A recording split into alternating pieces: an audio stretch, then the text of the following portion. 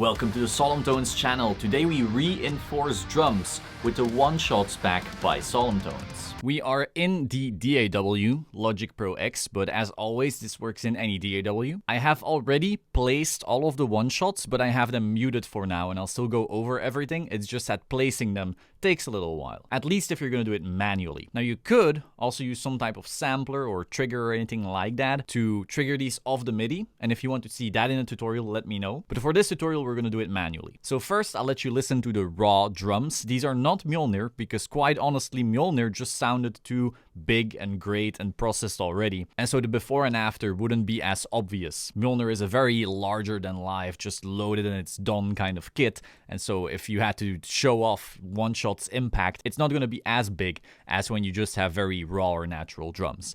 Now these aren't completely unmixed or anything like that, but they're just not that big, and you'll notice that. So let's have a listen.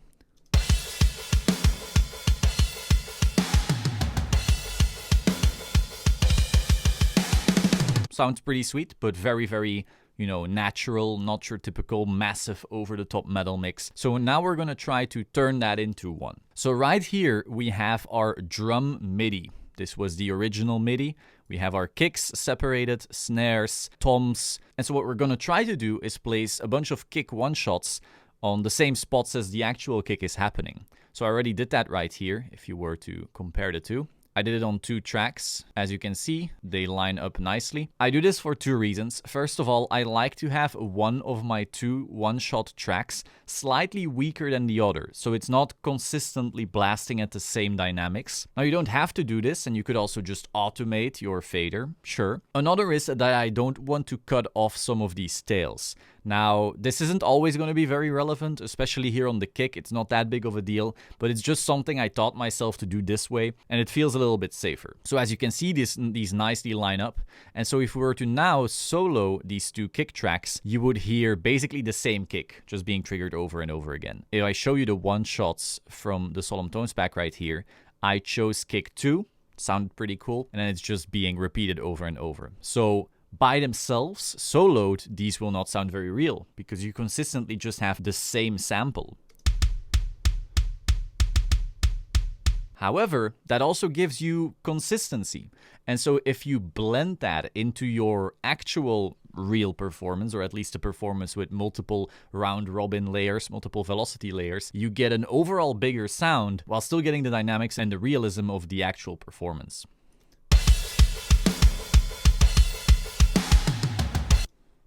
Versus it's just a bit weaker. We can also blend those in. Maybe we want them lower, maybe we want them less low, but I hope that's a bit clear. Now next we can do the same for the snare. And here things get slightly more complicated. As you can see, we have the snare right here, and I put these on a bunch of tracks. First of all, a tail of a snare is just longer, and I prefer to not cut into the tail. And again, some of these will be less loud. Like right here we have -7, and then this one might be -9. You don't have to do this if your goal is to just one shot at the exact same volume, but it's something I like to do. So let's listen to the raw drums.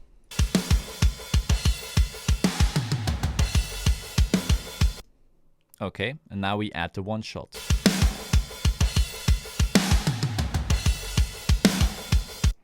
We can also just blend it in a bit lower. Maybe you don't want it blasting on top of the snare too much.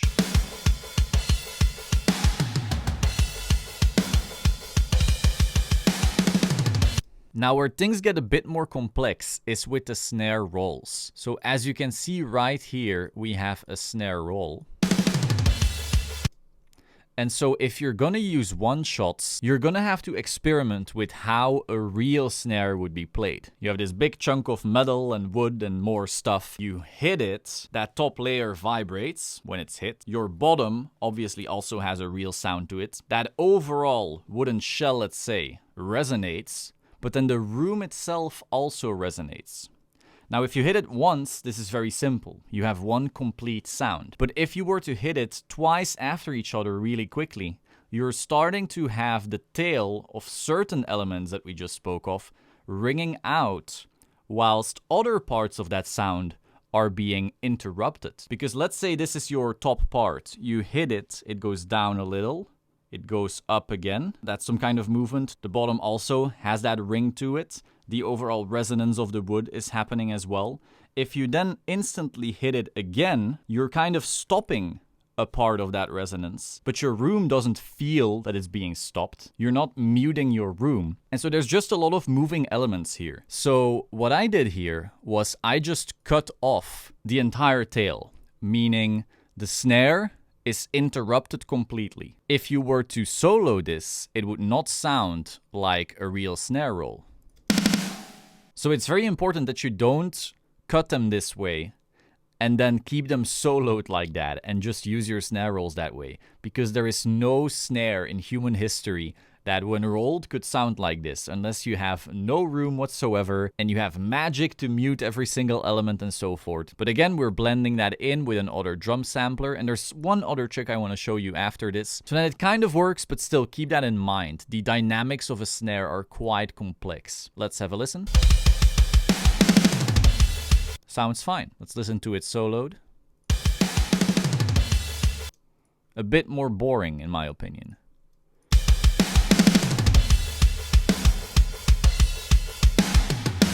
Now next we have the tom attacks. Now these are interesting. Our one-shots of our toms aren't full toms. In a one-shot of a tom, you don't always want that overall body to still resonate true, especially if you're gonna start layering it with other toms. It could start clashing. It's just sometimes very messy to work with. So it's much easier to just have the attack of the tom and then blend that in with a complete tom sound. So let me quickly solo and let you listen to these very weird attacks, but obviously you would never ever use them in that context. Okay. However, if we then put it into context. Cool. And then without a one shot. It's still fine, especially because toms don't tend to be the most important when it comes to really cutting through and like bashing as hard as possible. Obviously a big tom sound is still incredibly cool, but usually when people think of a big drum sound, they're mostly thinking of the kick and the snare. But again, if you're gonna give all of this love to your kick and snare, you might as well also give your tom some extra punch. So again, we're gonna listen to that fully. Cool. So now one final little trick that I really wanted to show off is blending all of this with the room of Mjolnir drums. Not for everything, but specifically for the snare. So we're gonna take our snare right here, and I have already loaded Mjolnir drums. So if we solo it, you know, Mjolnir is known for just being a very big drum sound, especially if we put it all the way up here.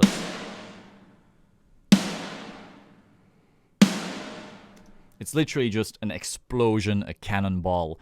That's Mjolnir's thing, just being the biggest snare in the world. Now obviously we don't necessarily want to layer that on top of our other one-shots, on top of the real drums. You could. There's some people who like to go really crazy with their snare sound. But right here, we specifically want to go into mixing and then turn down the direct fader or just mute it. So now all that we're left with is the room.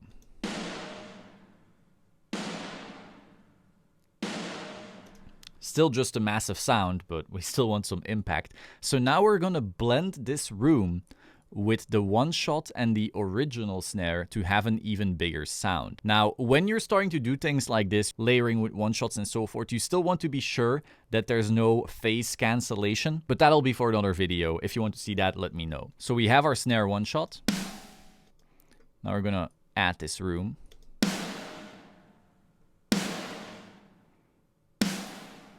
Okay, we don't want to have it too loud either. And now let's add it to the final drum sound.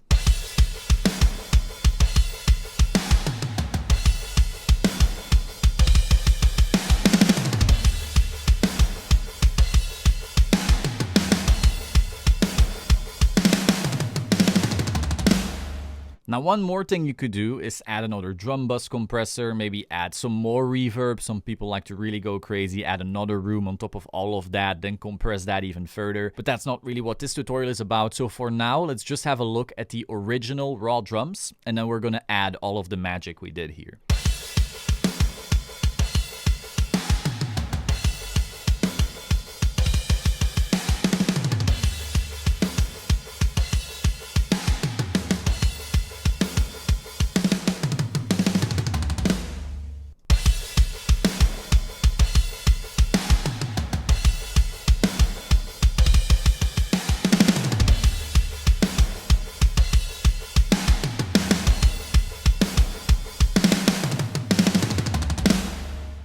And again, if that's too much, you can just take all of your faders and turn them down a little so you have a little bit of that natural drums cutting through just a bit more.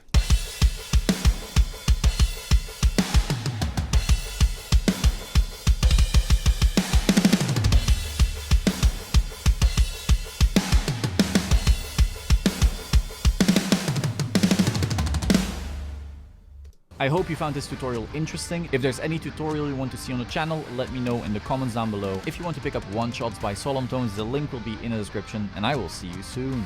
Ciao.